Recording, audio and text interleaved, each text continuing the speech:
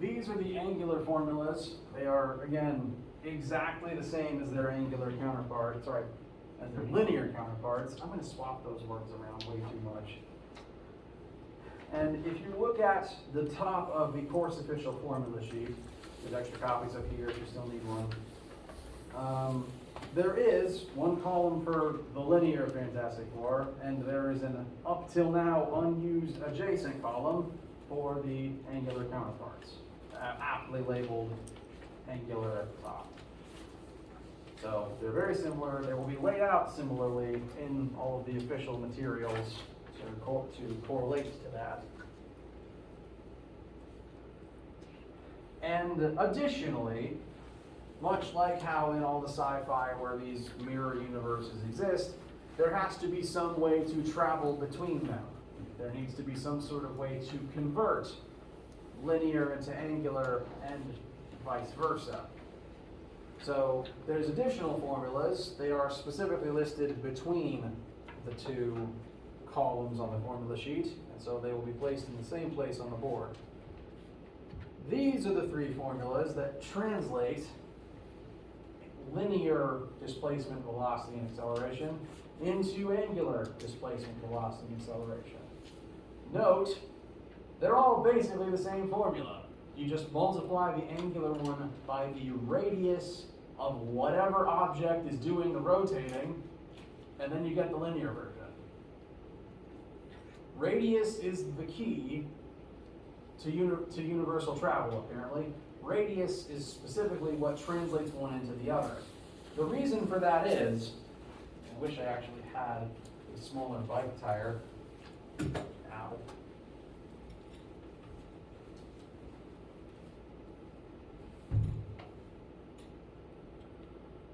If we do that same quarter turn, we can measure the 90 degrees or the pi over 2 radians that this wheel rotates, but we can also correspondingly measure how far forwards the tire rolls. That distance forwards is the same as the arc length of the tire that was touching the ground from start to finish. If I roll 90 degrees backwards from here, I don't know which hand I'm using, 90 degrees backwards from here to here, this arc length is the same physical distance, linear distance, as the ground we just covered. If we took a tape measure and put it on the arc of this wheel for that 1/4 of the circumference, it would be the same as the distance it rolled. And that distance depends not just on the angle the tire rotated, it depends on the tire's radius. Note, if you've had geometry at any point in your recent history, this uses S because it's not just linear displacement that you're calculating, you're also calculating arc length. This is just the formula for arc length.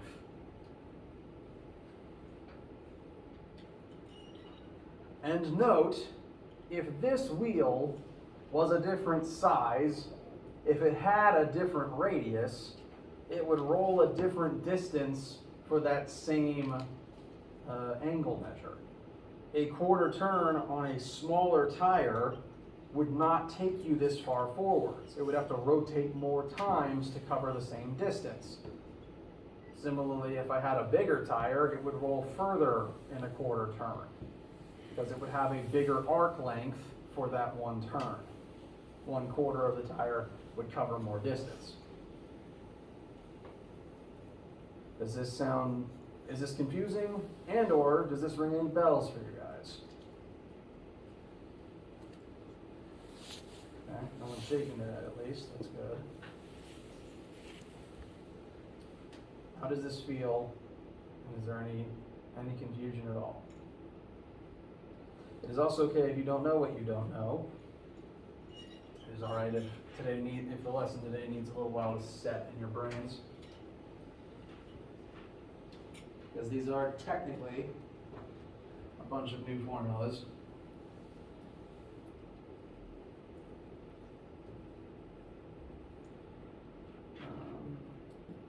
my plan for the rest of this lecture is, after a brief pause, we will look at an example, specifically utilize these in a case that shows the relationship between the linear and the angular in a real-world place that it actually exists, to help this settle into your minds.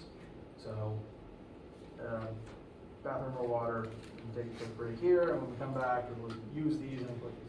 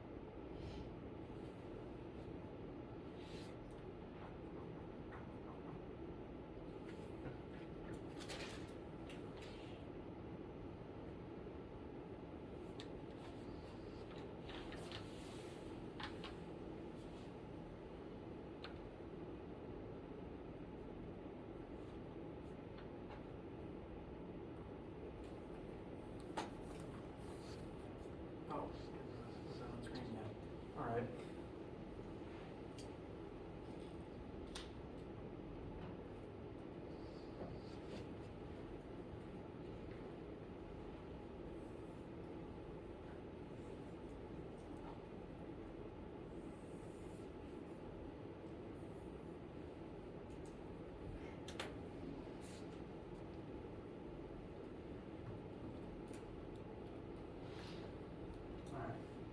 Questions, concerns, etc. before we get started?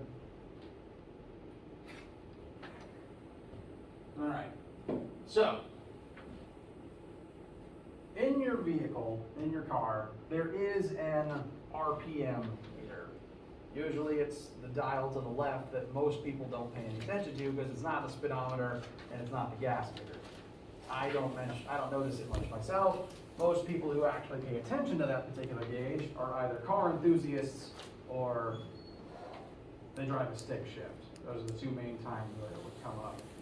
But that RPM gauge actually does show, in that moment, a specific rotational part of your car.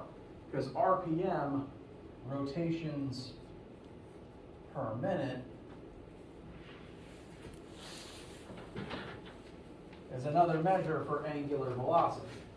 Because every single spinning part of your car has an angular velocity, an angular acceleration as it changes speeds, and they all spin some number of degrees or radians as they're accomplishing their tasks. So cars are a very good specific place where rotation affects pretty much everybody. And we can convert rotations per minute into radians per second if we wanted to.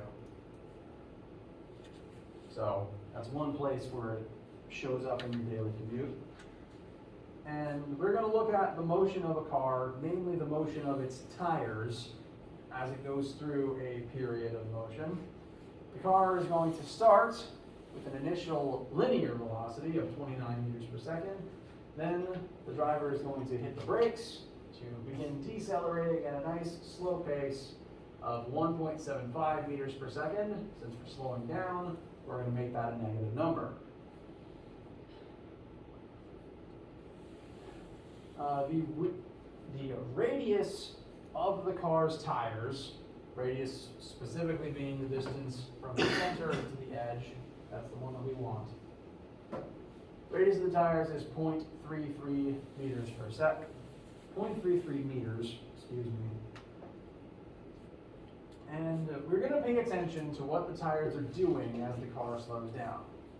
Up till now, we've cared mostly about what is the car's velocity here, how long does it take it to stop, what distance does it cover until it stops, what is its deceleration as it's stopping, things like that. If we look specifically at the tires, initially the tires will be rotating at some angular velocity. They are going to angularly decelerate until they come to a complete stop. And the entire time that the car has been slowing down, the tires have been rolling along the ground. They've been rolling forwards, which also means they've been spinning, they've been elapsing some number of radians the entire time as they spin. So just like the vehicle starts at an initial velocity and then decelerates to a different one, covering distance as it goes, the tires will start at some angular velocity and angularly decelerate to a final velocity of 0, and they will have spun some number of times during that process. And the first thing that we're asked for here is how many radians does each tire rotate, in this case, before the tire comes to a complete stop. So specifically what we're after right here is angular displacement. We want to know theta, we want to know how many times the tires spun as the whole car was slowing down. Any questions up to this point? Okay. So, here's what we're outright told, and here's what we want. I'm going to pull some more information out of the question real quick, though. We don't know the angular displacement of the tires. We similarly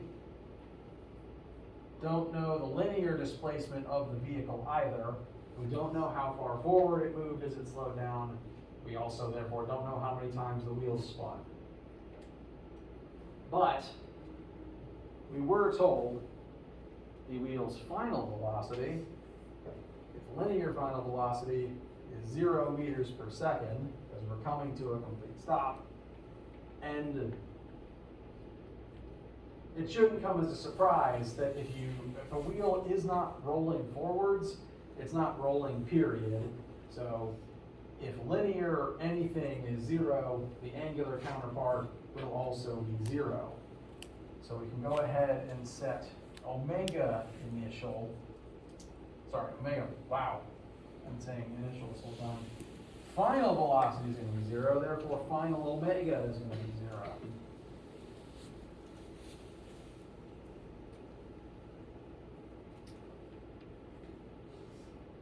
So we pulled a few more things out of there that we can use.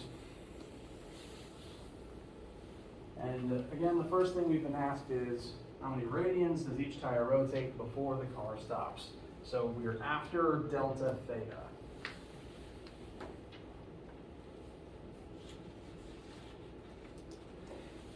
We listed our variables. We've drawn a picture to help us understand what we're looking at here. So now is a good time to look at our formulas to see which ones will help us. There's several formulas that contain a delta theta, which is good. It gives us options.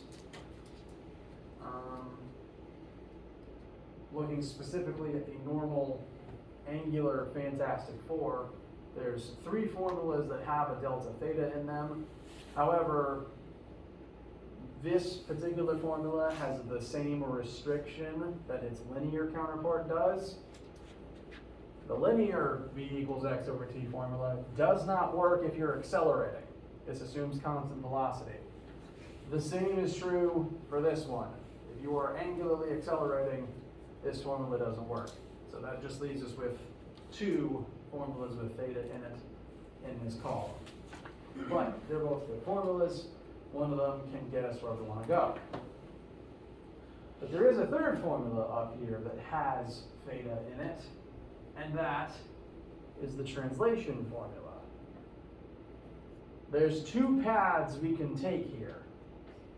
We can either work in the angular world, find all the angular variables, plug the angular stuff in, and get our angular answer, or we could work in the linear world to find delta x and then translate it into delta theta. So there's 2 paths we could take. Both will work, they're both valid. I'm, for this particular case, going to recommend that we go the angular option, because some of those numbers will help us in a minute.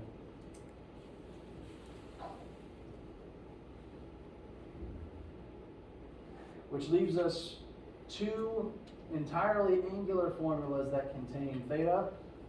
We have formula 3, which is usually always a pretty good starting point, except that we don't know time. Thankfully, kind of like how time is not a vector, therefore it works in x and y at the same time. Time also is not picky between linear and rotational. Time is time. The time that the tire rolls forward is the same time that the tire has to rotate. So the t's in both sides, both columns here are the same, but we don't know t in this case. Which means this is one of the rare times I'm going to recommend we look at formula 4, actually. Velocity final squared equals velocity initial squared plus 2 times acceleration times displacement. We know acceleration, well, we know linear acceleration, we know linear initial velocity, we know linear and angular final velocity. So we do have the information we need to get the theta here. We're just going to have to convert some linear stuff into angular stuff first, because we need angular initial velocity and angular acceleration. So we need to take these 2 numbers and throw them into the angular timeline instead. And we know how to do that. To turn any linear thing into its angular counterpart, you want to divide by the radius of whatever is currently doing the rotating. So if we divide 29 by 0.33, that will give us our initial angular velocity. If we divide negative 1.75 by 0.33, that will give us our angular acceleration, which we can then use in this formula.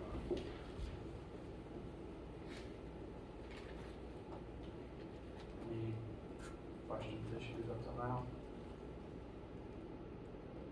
Okay.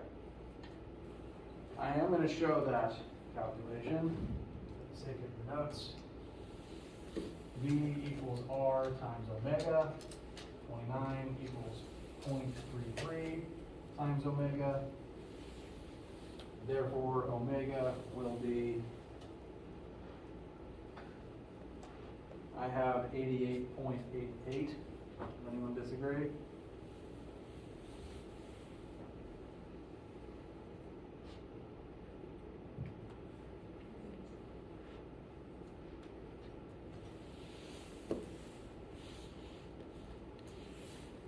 Any disagreement? All right. Likewise, K equals R times alpha. So negative 1.75 should equal 0.33 times alpha. Alpha will be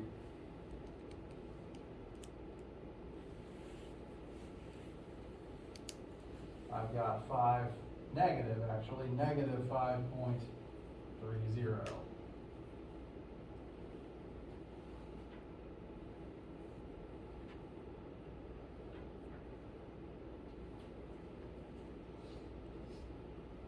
Questions, any issues? All right.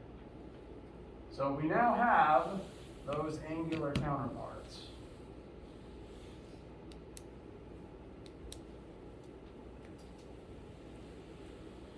Which means we have all the angular stuff that we can plug into our angular formula.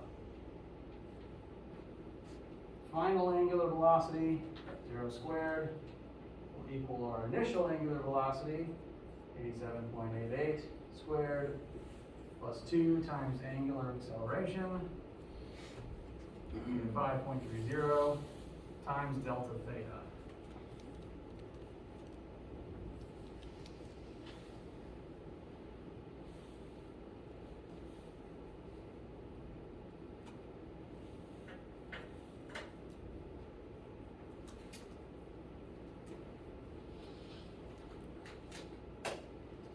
Which gives me, no, if you do not arrive at the same answer, 728.6 radians.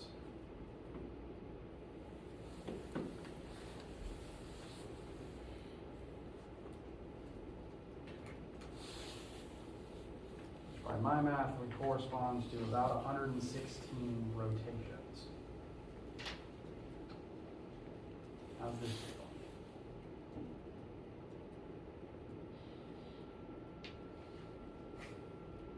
All right. I will stress again that taking the other route would work just fine. We could plug the linear variables into the linear version of Formula 4, find delta x, and then delta x divided by radius would give us the same delta theta. So occasionally these rotational questions have at least 2 different pathways you could follow to get to most answers. Either one is fine, as long as you're consistent with your conversions and keep all of your notes straight. Similarly, we could take our answer now and convert it into its linear counterparts to figure out how far forward the car moved as it was slowing down. So it all connects together, it all translates back and forth between the two systems. Any questions about anything at all today? All right. Angular is weird, and it's okay if it's weird. It's okay if it's taking a second for your brain to get used to this. That's normal. We'll continue this example. We'll finish this specific example next time. I don't want to keep you today. And we'll look at some more examples, look at some other types of rotational movements, some other rotational variables next time. Any questions? In that case, have a great day. I don't see you for lab today. See you later.